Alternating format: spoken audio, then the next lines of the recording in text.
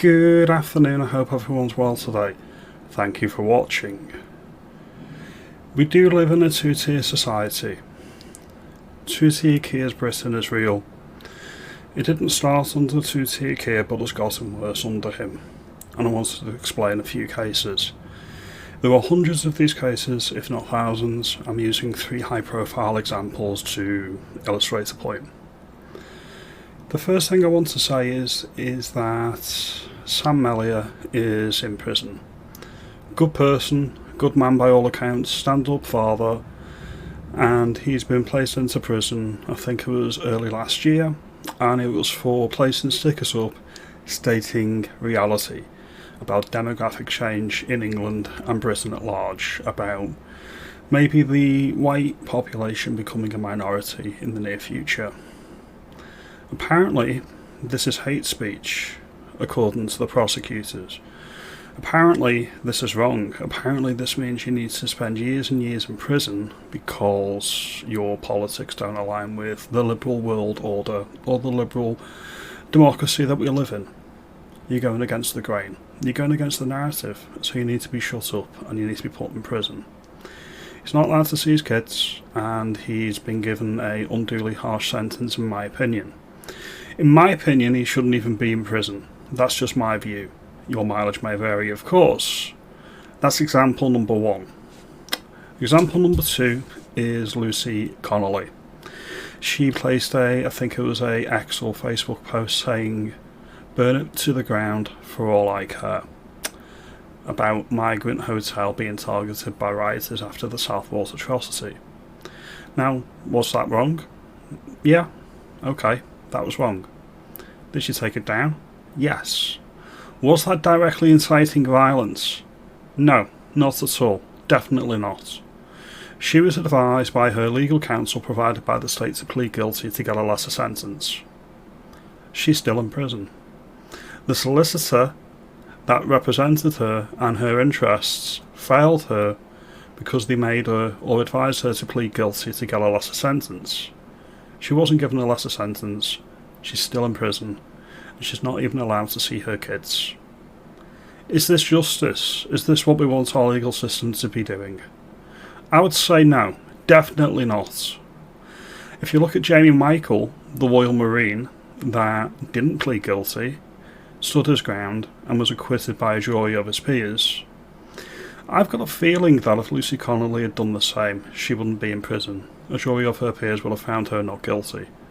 How many people from last year are in prison because they were given wrong advice by their legal representatives? Even if you're getting state-funded legal aid, they should be representing your interests, not the interests of the state. And the third I want to go into is Tommy Yaxley Lennon. We all know who we're talking about here. He's in prison currently in solitary confinement for a civil offence. Now, whether you agree with his politics or not, that's besides the point. I've never met the man. He seems to be on the right side of things. He may be a blunt force instrument, people may not agree with his methods, but he's problematic for the state, which is why they treat him harshly and differently. And this isn't a Labour thing, this is a establishment thing, because he was treated just as harshly under the Tories, the Uni Party. They're both as bad as each other in this regard. Again, he's not allowed to see his kids. I think people that see him in prison have to sign NDAs and nonsense like this.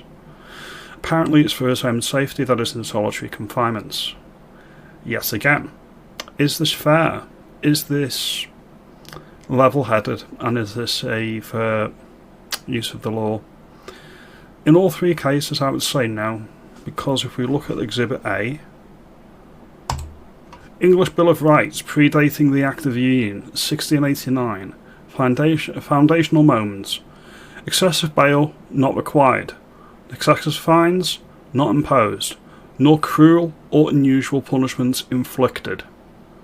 This was preventing abuses by the monarchy and laid the groundwork for limiting harsh punishments. All of these people were treated harshly. Okay, that's under English and then British law. No cruel or unusual punishments.